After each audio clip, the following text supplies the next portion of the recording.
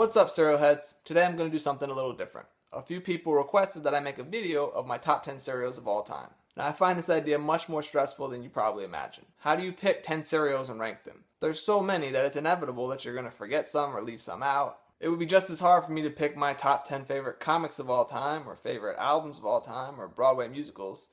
Actually, that's not very hard for me at all. This is my favorite Broadway musical of all time. If you live in New York City or ever go to visit, you have to see Hamilton. It's amazing, it's brilliant. I can't say enough good things about it, but don't take my word for it.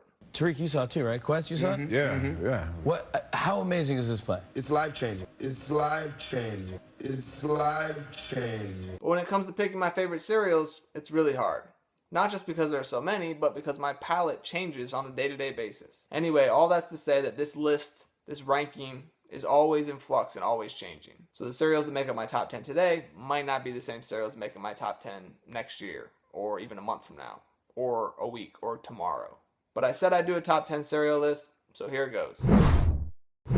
Coming in at number 10 is Buñuelitos. This was a cereal released by General Mills around 1993, and not many people have heard of it. The cereal was inspired by the South American fried dough pastries called Buñuelos, and I apologize if my Spanish accent is terrible. So the cereal is basically Kix with the perfect touch of cinnamon, sugar, and honey. You can find a commercial for this stuff on YouTube where they show you how to pronounce it, Buñuelitos. Now the thing is, at first General Mills only released them in Florida and Southern California and advertised on Spanish language TV like Univision and Telemundo. But it was pretty popular, so they expanded it to more areas, including Chicago and New York. Now, I never lived in any of those cities in 1993, so I'm not sure how I got to try this stuff. Maybe on a trip to New York City, or maybe at Disney World down in Florida. I don't know, but I did try them, once.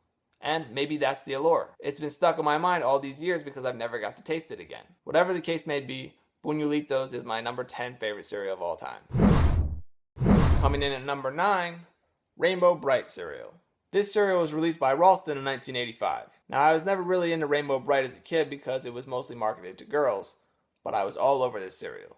It had this distinct fruity flavor that I remember so well. The pieces were just the right size, you could get a bunch on your spoon, and this cereal was so brightly colored. I remember sitting at the counter eating bowl after bowl of this stuff in one sitting.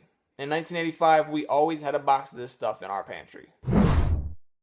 Okay, moving on to number 8, Nut and Honey Crunch. First introduced as Honey and Nut Cornflakes by Kellogg's back in 1979, this stuff is still on shelves today, now called Crunchy Nut.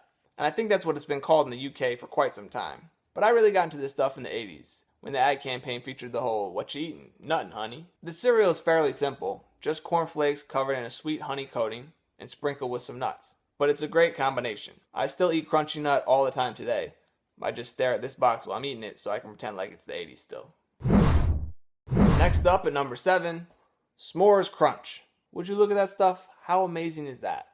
This cereal was first introduced by General Mills back in 1982. They had a great mascot who appeared in commercials and some later boxes called the S'moreserer, but a lot of people forgot about him.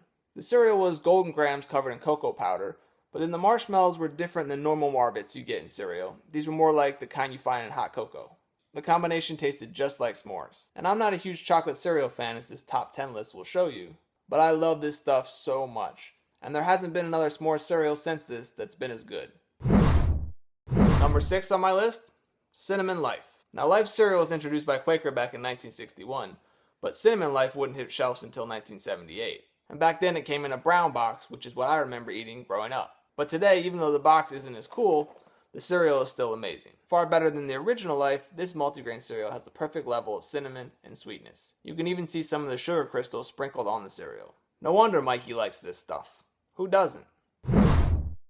Next up at number 5, Berry Berry Kix. Now let's be clear here, we're not talking about the current version of Berry Berry Kix on shelves today.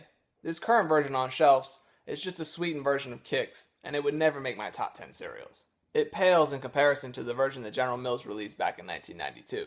This one was amazing. First, the box is iconic to me, with the bright purple colors, and then these close-ups of the berry clusters on the spoon. My mouth's just watering looking at them. This cereal had a sugar glaze or like a sheen to it, and the flavor was this delicious berry taste. It's the only version of Kix I've ever been excited to buy. I really wish they'd go back to this version of Berry Berry Kix. Okay, for number 4, I cheated a little bit and chose 2 cereals, but they're very similar. Teenage Mutant Ninja Turtles, and Spider-Man. Teenage Mutant Ninja Turtles was released by Ralston in 1989, and Spider-Man was released by Ralston in 1995. They were never on shelves together, and that's good because they were basically the same thing. Just sugar-frosted rice checks with marshmallows. In Turtles, the rice checks were square and they were supposed to resemble nets. I'm not sure why. And in Spider-Man, the checks were shaped like hexagons and supposed to resemble webs. Spider-Man had marshmallows shaped like Spidey symbols, the evil Kingpin, Hobgoblin's bomb, and Peter Parker's camera. And Turtle cereal had marshmallows shaped like green turtles, sais, swords, and even pizza marshmallows at one point. But the flavor of both these cereals was pretty much identical, and pretty much amazing.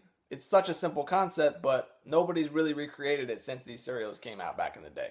Okay, now for my top 3 cereals. They're basically interchangeable depending on my mood. Today, this is the order I'm going in. Number 3, Fruity Pebbles. Yabba dabba do indeed. This stuff was introduced by Post back in 1971. It's a fruit-flavored rice cereal and it's just too good to put into words. They've had numerous varieties over the years, including their sister cereal, Cocoa Pebbles, but none of them compare to the original Fruity Pebbles. It's gotten more colorful over the years. The original colors back in the day were red, orange, and yellow. And the mascots have always been Fred and Barney from the Flintstones. This stuff is responsible for probably my favorite cereal out of all time, which is Barney rapping. Nowadays, I think they're getting away from Fred and Barney and just using Bam Bam and Pebbles on the boxes. But yeah, this stuff is great. Once I open a box, I literally can't stop eating it.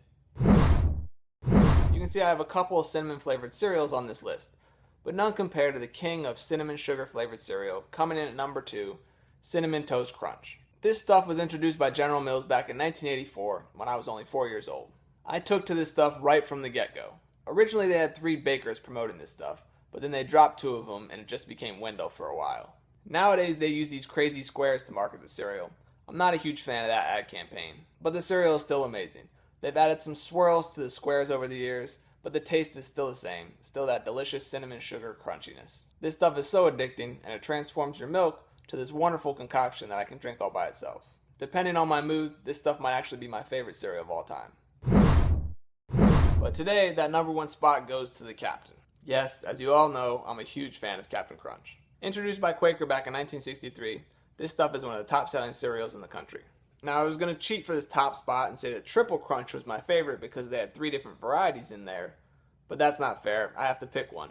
And so I picked Captain Crunch with Crunch Berries. Sure, the plain version is a champion all by itself, but adding little sweet crunchy berries to the mix, can't go wrong.